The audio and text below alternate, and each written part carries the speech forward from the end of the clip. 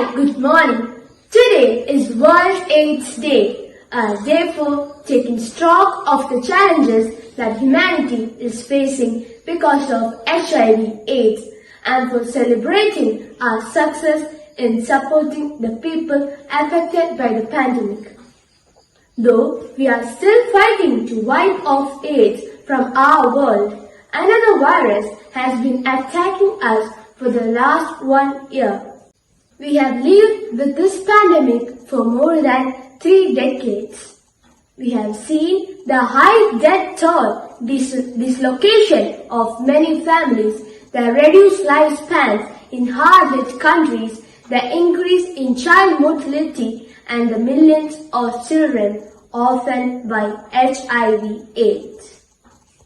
We have also seen the pain suffered by people who are stigmatized and discriminated against because of their HIV positive status and excluded from accessing the support, care and treatment services they so desperately need.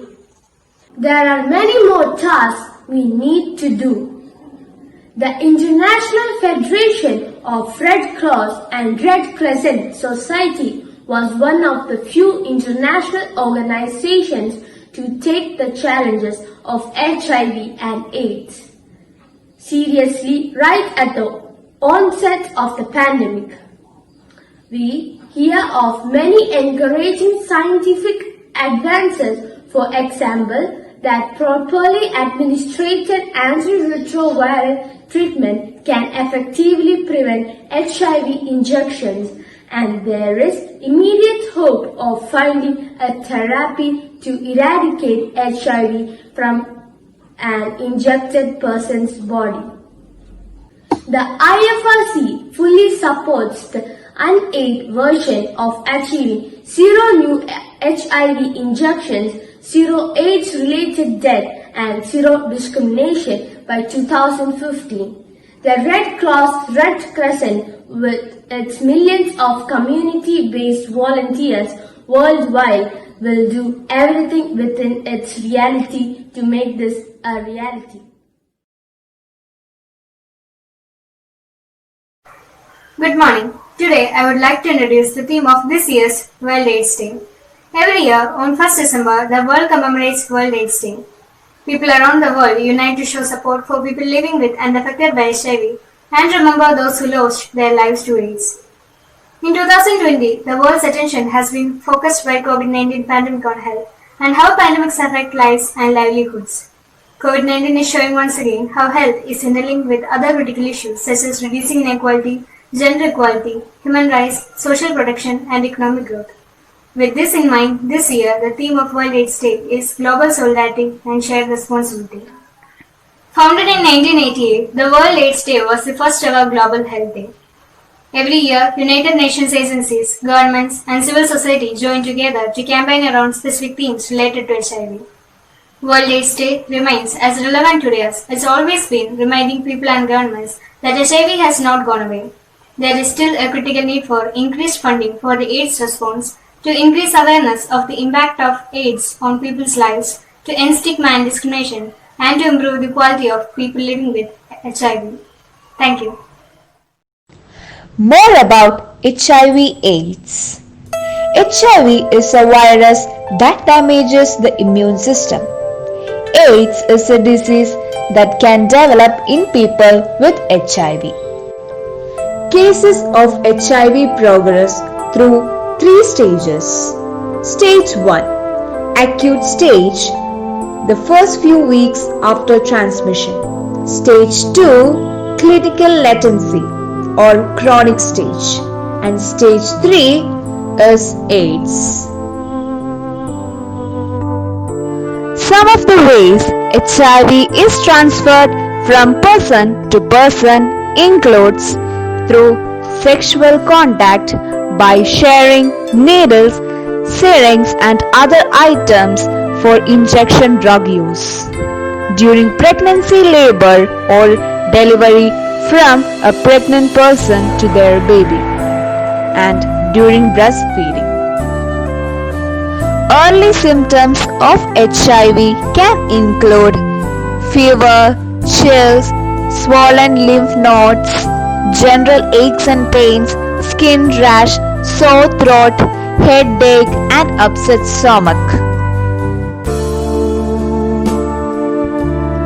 And HIV does not transfer through skin to skin contact, hugging, shaking hands, or kissing, air or water, sharing food or drinks, mosquitoes, or other insects. Symptoms of AIDS can include recurrent fever, chronic fatigue, night sweats, rashes of the skin, rapid weight loss, neurologic problems such as trouble concentrating, memory loss and confusion, anxiety and depression, etc. How could we prevent HIV/AIDS? Although many researchers are working to develop one, there is no current vaccine available to prevent the transmission of HIV. However, taking certain steps can help to prevent the transmission of HIV, such as safer sex, avoid sharing needles, etc.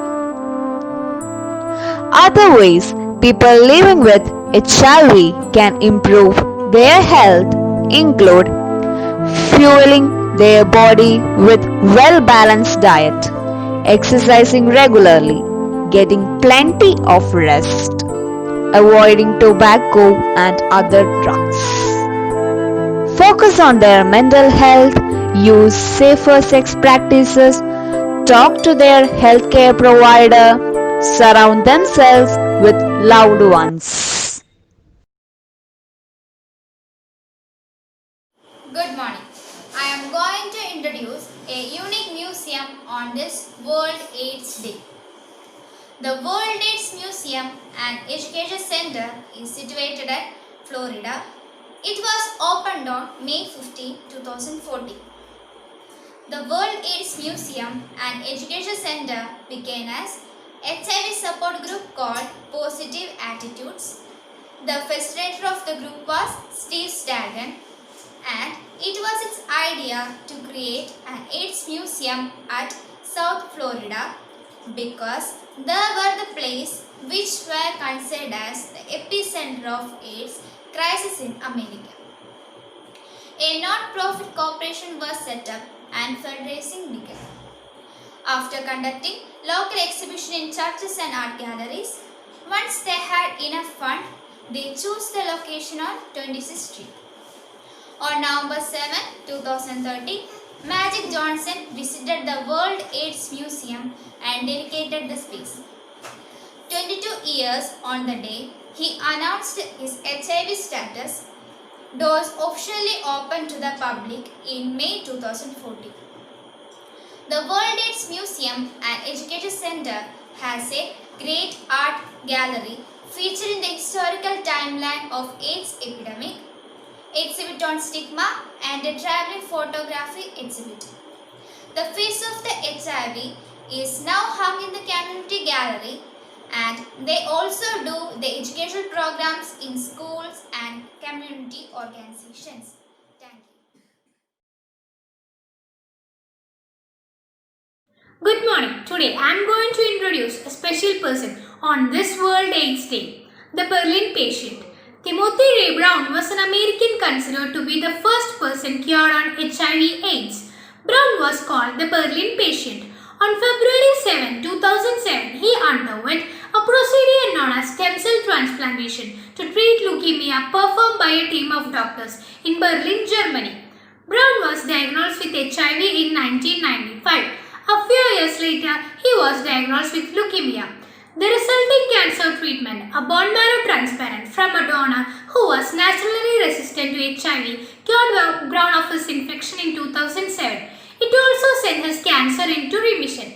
At that time, Brown remained anonymous, not only as the Berlin patient. He tried to enjoy a quiet life without HIV. The world-renowned Berlin patient, Timothy Ray Brown, who became the first HIV patient cured of his infection, died on leukemia on September 29, 2020. Thank you. Today I am going to recite a poem. The title of the poem is AIDS, AIDS, AIDS.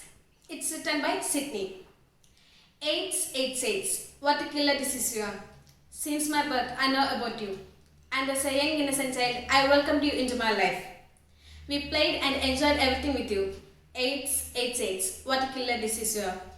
People in our country are from heroes. Now we are heading to zeros. AIDS, AIDS, AIDS. What a killer disease you are.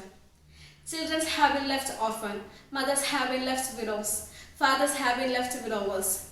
You have been discouraged people not to achieve their dreams. AIDS, AIDS, AIDS. What a killer disease you are.